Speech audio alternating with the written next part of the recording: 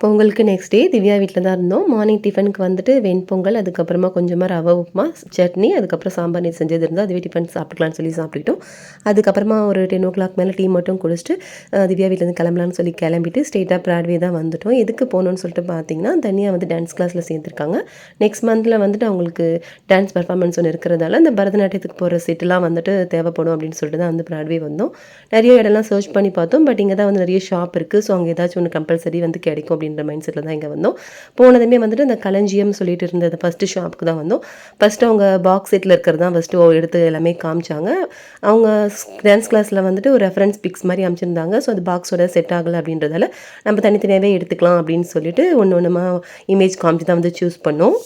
அதுக்கப்புறமா தனியாக்கு அந்த ஹேருக்கு வைக்கிறதுக்கு அந்த ஃப்ளவர்லாம் வேணும்னு சொல்லிட்டு அதுவும் கேட்டிருந்தாங்க. ஃபர்ஸ்ட்டு அது 1 இருக்க மாதிரி வாங்கிட்டு, அதுக்கப்புறம் 3 லேயர்ஸ் இருக்க மாரியே செட் பண்ணி குடுக்க சொல்லியிருந்தோம். அவங்களும் செட் பண்ணி குடுத்துருந்தாங்க. கடைசியா அங்க வாங்கி முடிச்சுட்டு, அதுக்கப்புறமா ரொம்ப நாளாவே வந்துட்டு இரும்புல தோசைக்கல், அதுக்கப்புறம் கடாய் வேணும்னு சொல்லி பார்த்துட்டுருந்தேன். பிராட்வேல கொஞ்சம் சீப்பாவே இருந்தாலும் அதையும் வாங்கிக்கிட்டு, அதுக்கப்புறம் செம்ம வெயில் வந்துருச்சு. ஸோ பக்கத்துலேயே வந்து ஒரு ஹோட்டல் வந்து நான்வெஜ் ஹோட்டல் தான் இருந்தது.